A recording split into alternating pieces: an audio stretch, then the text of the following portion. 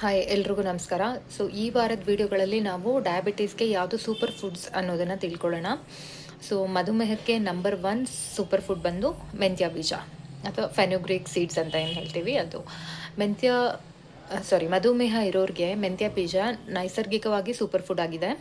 ಇದರಲ್ಲಿರೋ soluble fibre carbohydrates ಜೀರ್ಣಕ್ರಿಯೆನ ನಿಧಾನ ಮಾಡುತ್ತೆ. ಆದ್ದರಿಂದ ಊಟದ ನಂತರ ಬ್ಲಡ್ ಶುಗರ್ ಸ್ಪೈಕ್ ಆಗೋದನ್ನು ತಡೆಯುತ್ತೆ. ಮೆಂತ್ಯ ಬೀಜ ಇನ್ಸುಲಿನ್ ಸಂವೇದನೆ ಹೆಚ್ಚಿಸಿ ಫಾಸ್ಟಿಂಗ್ ಶುಗರ್ ಮತ್ತು HbA1c ಇದು ಎರಡೂ ಮಟ್ಟವನ್ನು ಕ್ರಮೇಣವಾಗಿ ಸುಧಾರಿಸೋಕ್ಕೆ ಹೆಲ್ಪ್ ಮಾಡುತ್ತೆ. ಆ್ಯಂಡ್ ಪ್ಯಾನ್ಕ್ರಿಯಾಸ್ ಮೇಲೆ ಪ್ರೆಷರ್ ಕಡಿಮೆ ಮಾಡಿ ನಮ್ಮದು ಬಾಡಿದು ಮೆಟಬಾಲಿಸಮ್ನ ಚೆನ್ನಾಗಿ ಮಾಡುತ್ತೆ.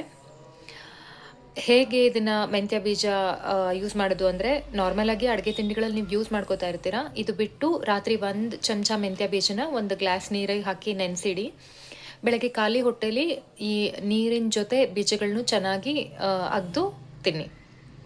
ಇದು ಬಿಟ್ಟು ಏನೇನು ಬೆನಿಫಿಟ್ಸ್ ಇದೆ ಅಂದರೆ, ಇದರಿಂದ ನಿಮ್ಮ ಡೈಜೆಷನ್ ಹೆಲ್ಪ್ ಆಗುತ್ತೆ ಆ್ಯಂಡ್ ಬ್ಲೋಟಿಂಗ್ ಸಮಸ್ಯೆ ಕಡಿಮೆ ಆಗುತ್ತೆ ಆ್ಯಂಡ್ ವೆಯ್ಟ್ ಲಾಸ್ ಅಥವಾ ವೆಯ್ಟ್ ಮ್ಯಾನೇಜ್ಮೆಂಟ್ಗೆ ಹೆಲ್ಪ್ ಆಗುತ್ತೆ. ಆ್ಯಂಡ್ ಒಂದು ಏನು ತಿಳ್ಕೊಬೇಕು, ನೀವು ಗಮನ ಇಡಬೇಕು ಅಂದರೆ, ಇದನ್ನು ತೀರಾ ಜಾಸ್ತಿಯಾಗೂ ಯೂಸ್ ಮಾಡಬೇಡಿ. ದಿನಕ್ಕೆ 1 to 2 ಸ್ಪೂನ್ಸ್ ಆದರೆ ಸಾಕು.